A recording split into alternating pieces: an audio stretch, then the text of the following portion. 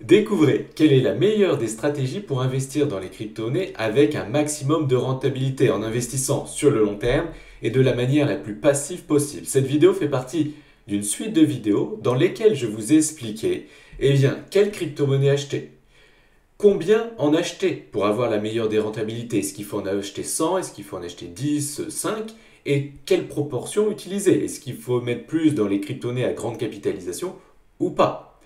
Je vous ai dit aussi, est-ce qu'il faut faire un rééquilibrage, donc c'est-à-dire, par exemple, tous les mois, remettre la même proportion qu'on avait au début. Et si il fallait un rééquilibrage, eh bien, à quelle fréquence fallait le faire? Tous les heures, tous les jours, tous les semaines, tous les mois, tous les années, etc. Dans cette vidéo, je vais vous faire un petit récap de ce qu'on a vu précédemment et je vais développer cette stratégie. On va voir ensemble quand acheter ces crypto-monnaies. Est-ce qu'il faut les acheter tous les jours, par exemple pendant plusieurs années? Est-ce que vaut mieux faire un achat hebdomadaire ou est-ce que vaut mieux faire un achat mensuel? Je vais vous dire aussi, est-ce qu'il vaut mieux acheter plein de petites sommes tous les jours pendant un certain temps ou est-ce que vaut mieux acheter des grosses sommes, par exemple tous les mois? C'est ce qu'on va voir dans cette vidéo. Mais avant ça, si vous souhaitez connaître mes stratégies d'investisseur qui me permettent d'investir simplement et en automatique dans les crypto-monnaies, j'ai une vidéo formation à vous offrir. Pour y accéder, c'est simple. Cliquez sur le bouton en haut à droite de cette vidéo, cliquez sur le lien qui se trouve sous cette vidéo, inscrivez-vous et je vous enverrai tout ceci par email avec grand plaisir et gratuitement. Likez cette vidéo si vous aimez ce genre de vidéo qui porte sur les stratégies d'investissement optimisées. Alors, comme je vous ai dit dans une vidéo précédente, je vous ai présenté 5 portefeuilles. Le top 20, top 10, pondéré, Bitcoin et prudent. Je vais vous expliquer brièvement ce qu'ils représentent. Donc le top 20, c'est simple, c'est investir en même proportion, 5% pour chaque crypto, dans les 20 crypto-monnaies avec la plus grande capitalisation du top 1 au top 20. Le top 10, c'est pareil, mais avec les 10 premières crypto-monnaies avec la même proportion, donc 10%. Le pondéré, c'est investir dans le top 20 des crypto-monnaies, mais avec une proportion différente. 50% pour la première crypto, 20% pour la deuxième, 5, après 2 et 1%. Ensuite, le portefeuille où il y a 100% de Bitcoin, le portefeuille prudent où là, il y a 80% de Bitcoin et 20% d'Ethereum. Donc on a vu que sur 3 ans, et en particulier de novembre 2018 à novembre 2021, c'est le portefeuille prudent qui surperformait. En faisant un achat en novembre 2018, en gardant pendant 3 ans, et on voyait que c'était le portefeuille prudent qui performait sans faire aucune vente.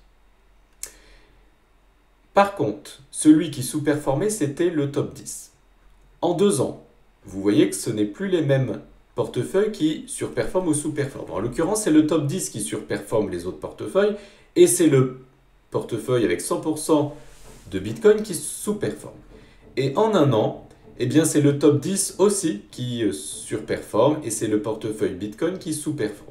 Maintenant, est-ce qu'en faisant un rééquilibrage, parce que ici c'est uniquement garder cette crypto-monnaie et rien faire, rien vendre, est-ce qu'en faisant un rééquilibrage, ça surperforme? Pour rappel, un rééquilibrage, qu'est-ce que c'est? Si par exemple vous avez une proportion de 25 crypto-monnaies dans ces 4 crypto-monnaies et que ces crypto-monnaies perdent ou gagnent de la valeur, l'idée c'est tous les jours, semaines, mois ou années, on repondère, on remet les mêmes proportions qu'on avait au départ.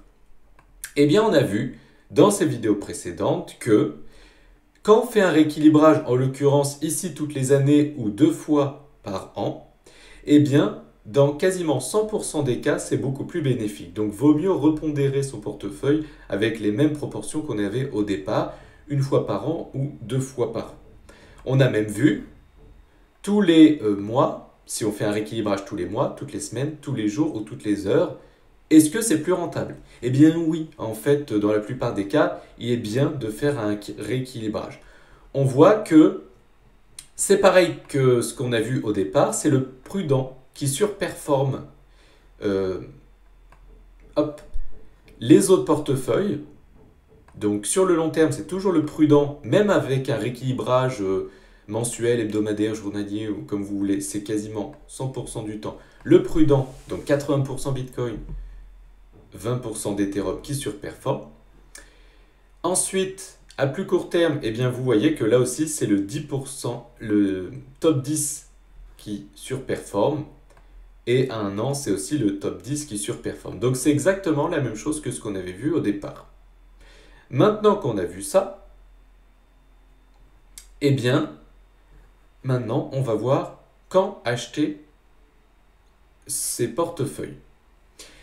Donc, est-ce que si on fait un achat hebdomadaire de, par exemple, 100 $ par semaine, ça surperforme si on fait un achat mensuel, par exemple, de 400 $ par semaine, par mois, ou 100 $ par mois, comme vous voulez. Donc là, on parle surtout de la fréquence, pas forcément de la quantité de dollars ou d'euros que nous allons investir. Donc on voit que pour le portefeuille top 20, eh bien, en effet, c'est l'achat hebdomadaire qui surperforme l'achat mensuel sur 3 ans, donc de 2018 à 2021. Pour le top 10, c'est pareil, hebdomadaire qui surperforme. Pondéré, c'est pareil. Bitcoin, c'est pareil.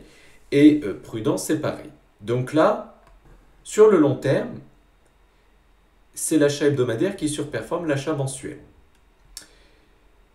Ensuite, de 2019 à 2021, vous voyez qu'à chaque fois, c'est l'hebdomadaire aussi qui surperforme l'achat mensuel. Par contre, à court terme, donc de novembre 2020 à novembre 2021, eh bien la tendance s'inverse totalement.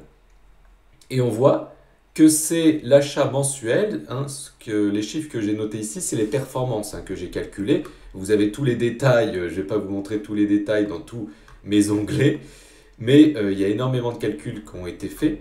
Et en fait, d'après les calculs, la performance à plus court terme, est valorisée avec un achat mensuel à chaque fois. Par contre, si on fait l'addition, eh bien on voit que quand même au global et sur le long terme, un achat hebdomadaire est plus rentable sur le long terme, je le répète, pas forcément sur le court terme, c'est-à-dire pas forcément au bout de quelques mois ou un an, eh bien c'est l'achat hebdomadaire qui surperforme. Maintenant, on a vu que la fréquence la plus adaptée, c'est un achat hebdomadaire et pas un achat mensuel comme on peut nous le dire un peu partout. Moi, j'ai fait beaucoup d'analyses sur plusieurs années et plein de portefeuilles différents. C'est l'achat hebdomadaire qui surperforme sur le long terme. Et maintenant, on a envie de se dire, d'accord, mais est-ce que vaudrait mieux pas acheter, par exemple, 10 $ de crypto-monnaie tous les jours que 1000 $ de crypto-monnaie tous les mois? C'est quoi le plus performant? Alors moi j'ai fait plein de calculs et j'ai vu que ça ne change pas énormément. Par contre, ce qui fait que ça change, c'est quand la crypto-monnaie surperforme énormément. On va voir avec ce site que j'utilise qui est hyper intéressant, c'est dca-cc.com. Et on va voir avec des crypto-monnaies qui ont super performé. Par exemple, la crypto-monnaie Luna. Si on fait par exemple un achat mensuel de 1000 $. Donc on va dire de 2018, novembre 2018 à aujourd'hui. On voit que la performance est de 16 492%. 16 492%. Maintenant, on va dire que on n'investit pas 1000 $ tous les mois, mais on investit 1000 $ divisé par 30 tous les jours. Donc on n'investit pas 1000 $ par mois, mais 33 $ par jour, ce qui représente à 1000 $ par mois quand même. Mais en fait, on va étaler ces 1000 $ tous les jours. Donc on investit la même quantité, mais pas à la même fréquence. Et on va voir si ça change. Donc nous étions à l'instant à 16 492.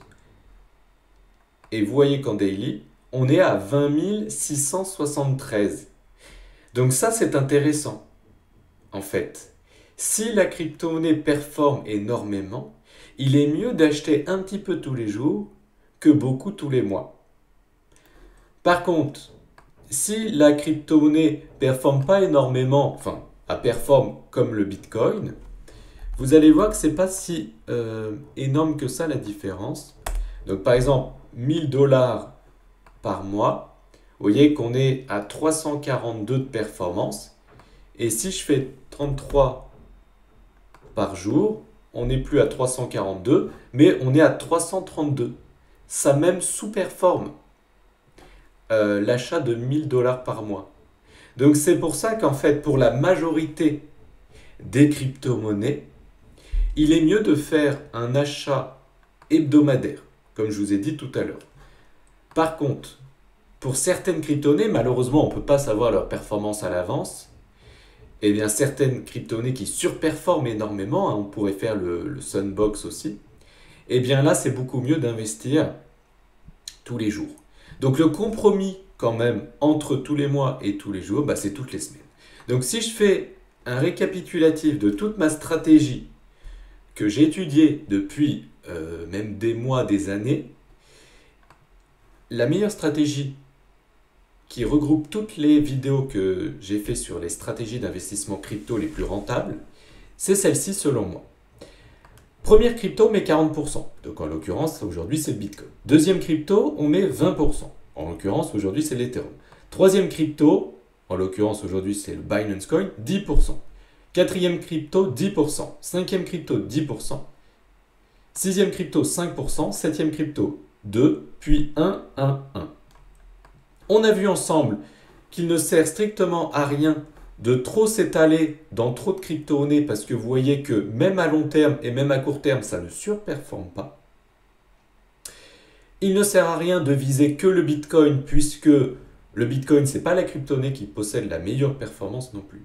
Donc c'est pour ça qu'un top 10 que nous allons rééquilibrer est la meilleure des solutions. Donc ce top 10 avec cette pondération, hors stablecoin bien évidemment, que nous allons rééquilibrer toutes les semaines, parce qu'on a vu ici que toutes les semaines, c'était souvent la meilleure performance, même tout le temps la meilleure performance, donc vaut mieux rééquilibrer toutes les semaines, pas tous les jours, pas tous les mois, toutes les semaines c'est la meilleure performance, et faire un achat hebdomadaire, puisqu'on a vu que c'est ce qui surperforme l'achat mensuel. Par contre, cette stratégie que je vous présente ici, c'est d'après mon analyse la plus performante, mais pas à court terme, sur le long terme, c'est-à-dire minimum 3 ans. Et c'est comme ça que d'après ma stratégie, eh bien, il est possible d'avoir les meilleures conditions, en tout cas d'après mon analyse basée sur les 3-4 dernières années, la meilleure performance possible. Voilà. Qu'en pensez-vous? Dites-moi dans les commentaires ce que vous en pensez. Est-ce que vous avez mis en place une meilleure stratégie qui potentiellement pourrait surperformer celle-ci? Ce que je doute, mais dites-le en commentaire.